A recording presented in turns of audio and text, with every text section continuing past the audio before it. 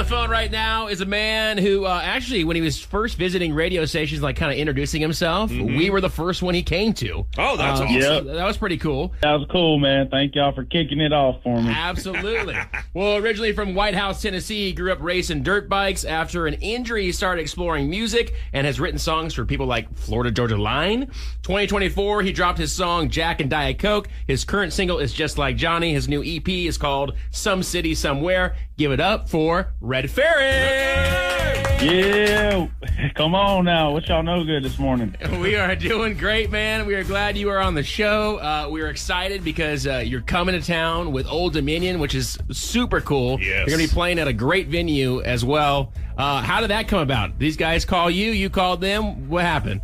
Well, I got to meet them last year at a festival, and I felt like we hit it off pretty good, man. Them guys are just laughing and cutting up everywhere I seen them, and they look like a good time, you know. So fast forward a year later, I got a call from my booking agent and just said, hey, these boys like what you did last year, and they like what they're hearing. So if you want to come open for them, they'd love to have you. So, man, I was tickled. You know, I didn't know what we was going to do this year and how we followed last year up, and that's going to be such a good opportunity to get in front of folks, man. I'm very thankful they're going to have us out. Absolutely, man. And they're great writers as you are as well. So, I mean, you guys putting your heads together is going to be a big thing, too, I think. I'd be lying if I said that wasn't the first thing I thought about. Yeah.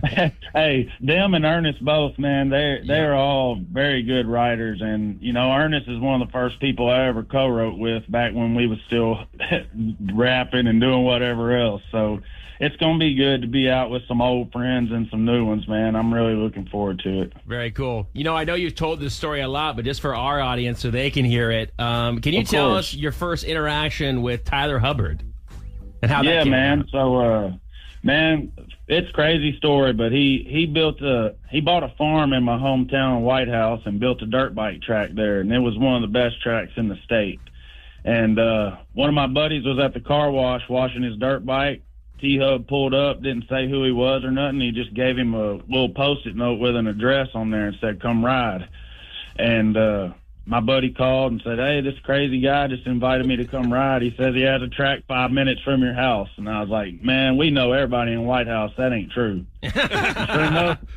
Sure enough, we showed up, and there's bulldozers everywhere, and he had a big track pushed up. And, yeah, we was just dirt bike buddies for the longest time. And him and BK kind of thought, you know, they're like, you know, people write songs for a living in Nashville, you know, once they found out that I wrote. Yeah. I said, I had no clue. Sign me up. Well, that's pretty cool, man, that they took you under their wing a little bit.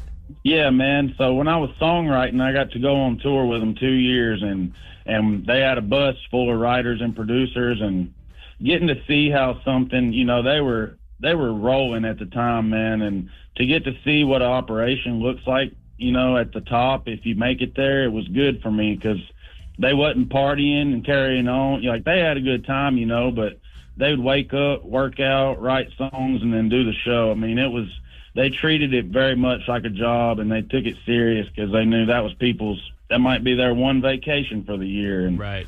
I think seeing that it ain't just a big rock star party was really good for me early on, because now that's how I've geared my thing, is just good people around me, and let's go give these people a hell of a time. Love that. Talking to Redferrin right now, you know his song Jack and Diet Coke, his current single Just Like Johnny. Let's talk about the new EP, Some City Somewhere. Give me the background of that title and kind of where that came from for you.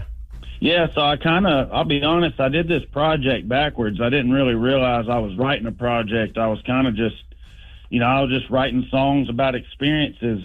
Last year was my first time seeing a lot of the country and other countries too. You know, it was so eye-opening for me. And I wrote 6 songs, and I just started to notice, like, wow, this one was from London. I'm talking about London. This one was Montana. I was going through a breakup at the time. You know, all these stories were so real to me. And I was sitting in the barber shop, and this UFC fighter, Mike Chandler, we got the same barber. Okay. And he come up. He said, where you been, Red? I said, I don't know, man. He said, some city somewhere. Write that in your phone. And then he just went back and sat in his chair, and I was like, man, that title encompasses everything I just lived last year. And I'm sure thankful that he uttered that out, because it was the bones of everything after that. Love it, man. Well, so when did you become like a writer? Was it after the dirt bike incident, before the dirt bike? Like, were you always into it? Like, where did that come from? So I would say I've been playing guitar since I was 13. My daddy worked at Gibson for about 20 years. Oh, wow, cool. So we always had music around, but I just didn't know. You know, I thought Aldine made his band in Macon, Georgia. I didn't know he'd come to Nashville and found them, you know. So right.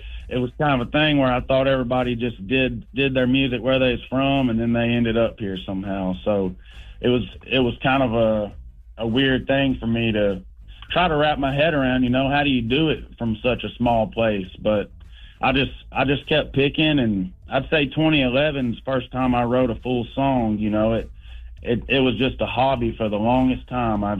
If I went through something sad or happy, I'd write a little song about it and keep it moving. And man, it wasn't until 2018, 2019 that I was really learning about the songwriting world and diving in. You know, it was just a hobby for a long time. That's cool. I love it, man. Now it's a profession. I love it. I love that. And also, I think as more people get to know you, more people are falling in love with you, brother, because you're just a genuine guy, you know, from White House, Tennessee, who just kind of is experiencing all this. And we're kind of watching you experience all this for the first time. And it's really exciting, and couldn't happen to a better guy.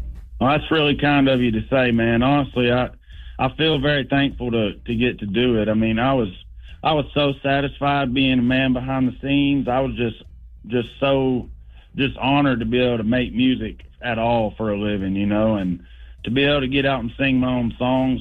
It's very rewarding, man, because I don't know, it's tough to hear somebody sing about your ex-girlfriend or your mama sometimes, you know. You're like, man, that's my girl you singing about. Yeah, so, exactly. Yeah, man. It feels good to do it, man. All right. Well, we're going to see you here June 7th. Very excited about it with Old Dominion and Ernest. Ladies and gentlemen, give it up for Redferrin. Redferrin. Thank you, brother. Yeah. You have a great day, man. Hey, y'all have a good day. I hope I get to see you down there. Y'all come see us if you're there. Hey, I am going to be there, and I still have not opened up my bottle of Jack Daniels that you gave me, so we can toast. Well, I'll bring you another one so you can leave that one on the shelf. That's how we do it here. All right, perfect, man. Appreciate you, dude. You have a great day. Yeah, good talking with y'all. See you later. See you, man.